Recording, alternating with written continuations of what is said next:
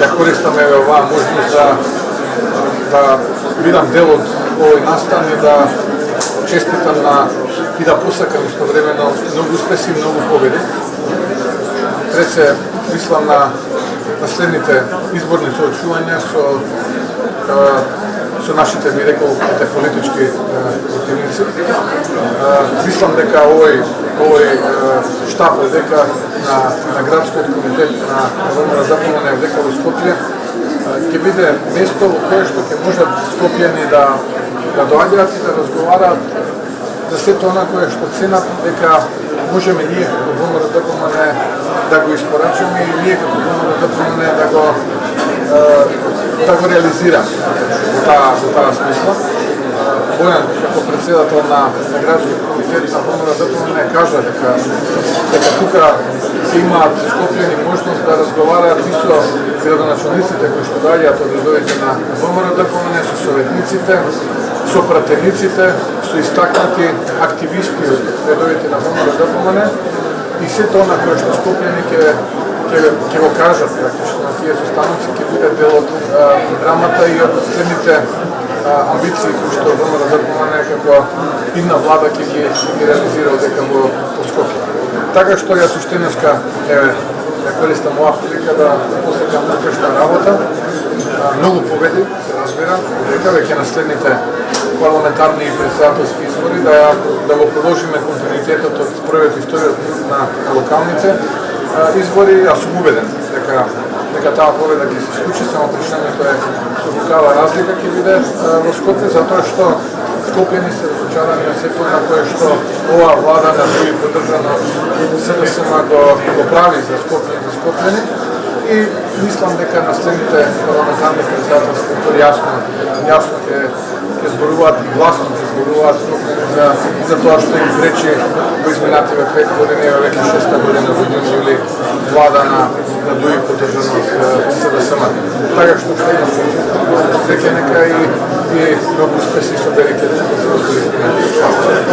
Премиерот Ковачевски рече дека не сте стабилни за ставните измени во работната група. Дали оваа понуда е опција за вас како партнер? Јас сум кажал дека работната група е затворена тема за мене и за ВМРО-ДПМН, но ако веќе толку мерак со тие уставни измени, го повикувам час поскоро да ги достави до парламентот и да затвориме таа тема, да не ја оптеретуваме јавноста со тоа дали ќе има уставни измени, ќе нема уставни измени. Ако е толку сигурен дека тоа што го прави тој и владата на Дуи, поддржана од него и неговата партија СДСМ, нека ги достави до парламентот и како такви ние ќе видиме дали практично имаат мнозинство за отворање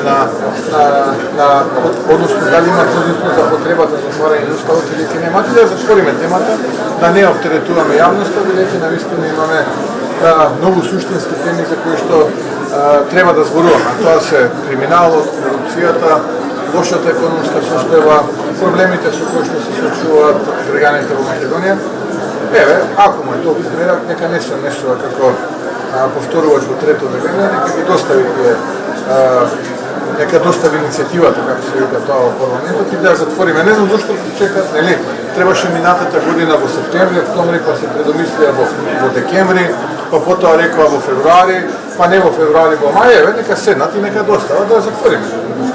Да секогаш таа работа. Во овој парламентарен состав уставни измени нема. И тоа му е јасно и на Ковачевски и сега мисли дека ќе не кодоши по Европа, по светот, ќе лелека, ќе плаче, мислејќи дека ќе дојде некој века и ќе не убедува, ќе не притиска. Треба и на него да му јасно дека во политиката, во вакви моменти се препознаваат луѓето кои што имаат амбиција да се занимаваат. Ова се моменти кога човек треба да одбере. И ова се моменти кога ние како ВМРО-ДПМН јасно одбраме, а тоа е народ, страната на народ. И тука нема дилема. Затоа, го повикувам да не биде кукавица, ако му е толку мерак, бега од избори, го поставија таму без да излезе на избори, нека достави оваа иницијатива во парламент, нека не чека, што нема да се смени ништо, нема ни во мај, ни во јуни, ни во септември, ни во октомври да се смени. Јавно кажам. Нека ги достави во парламентот, ако има 80 противника, како рековме, јас заминувам од политиката, тој продолжува да биде премиер. Ако нема устимести претеника, тој ще да дојде на избори, неговата политика е поразена.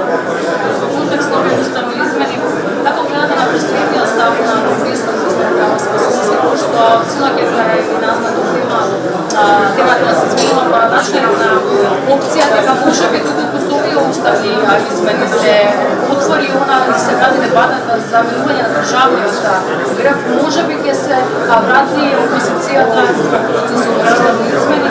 Дали може би овакви услови може подготвено да прифати менување на државниот греб, за да се заложи процесот за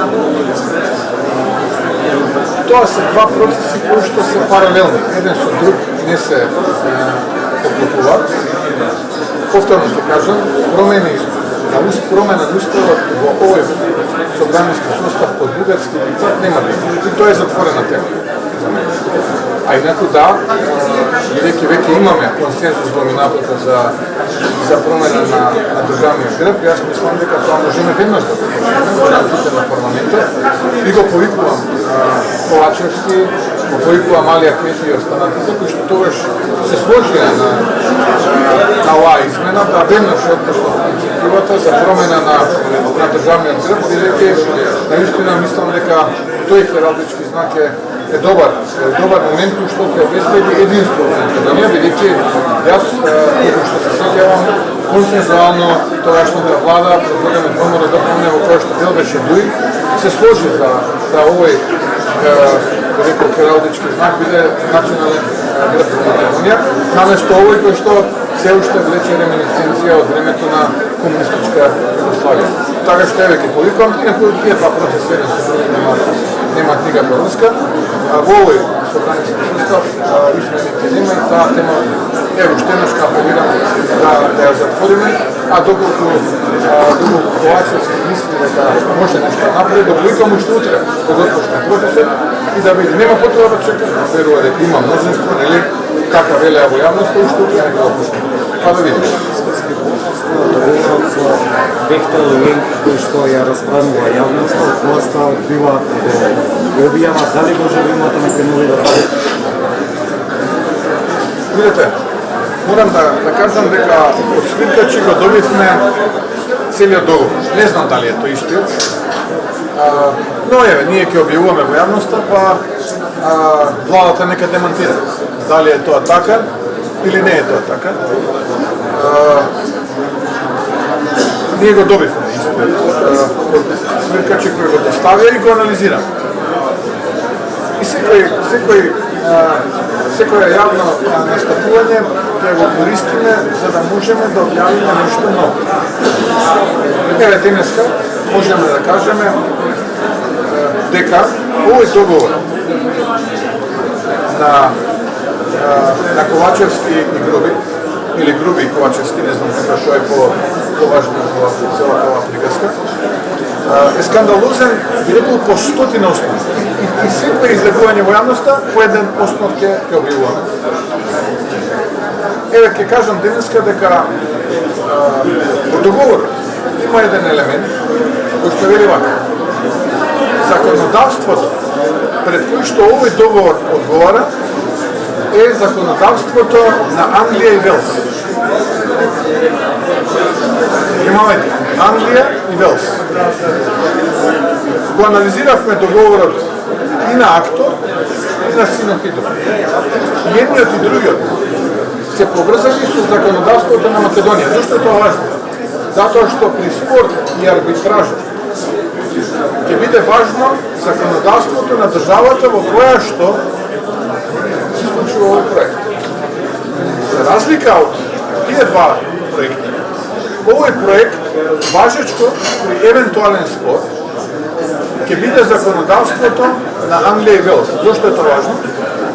Тоа е англо-саксонски модел на правен систем, а ние имаме континентален. Едниот со другиот се некомпатибилни.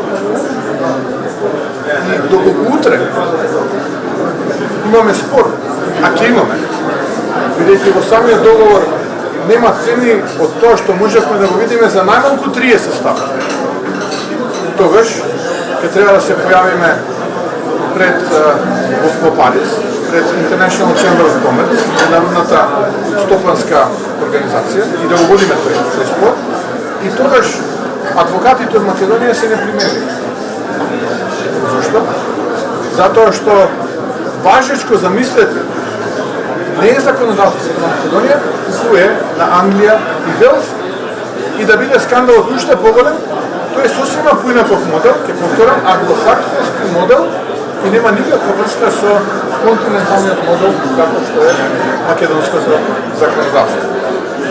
Втора работа, која што еве ќе ја кажам денес, освен во клучните зборови на почеток на договорот, зборот ФИДИК никаде понатаму во самиот договор не се спомена. Бидејќи велеа дека според ФИДИК го право, освен во клучните зборови, никаде понатаму зборот ФИДИК го нема. Што е зборот ФИДИК? Тој е меѓународен стандард по кој што се реализираат меѓународни договори. Дали е тој жолт, дали е црвен или поинаков, се регулира методологија. Освен во клучните зборови, за да се направи забуна дека еве по ФИДИК се прави, никаде понатаму не се цитираат одредбите од ФОК.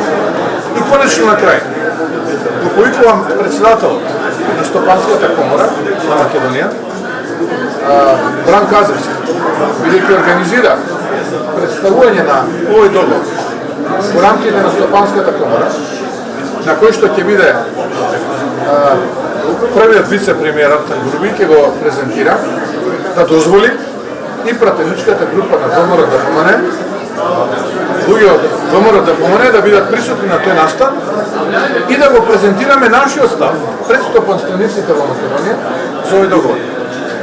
Бидејќи се уште немаме добиена покана за овој настан, очекувам дека во текот на денешниот, утрешниот ден ќе добиеме таква покана и ние, како ВМРО ДПМН, ќе можеме да го кажеме нашиот став и да го гледаме очи во очи и Димитар Ковачевски, не знам, тој мислам дека нема да собере храброст да се појави, и Артем Груби, и да им кажеме каде ќе ја плячка и каде ќе ја крадат Македонија, и каде ќе го крадат и каде ќе ја плячка македонскиот народ и граѓаните Македонија.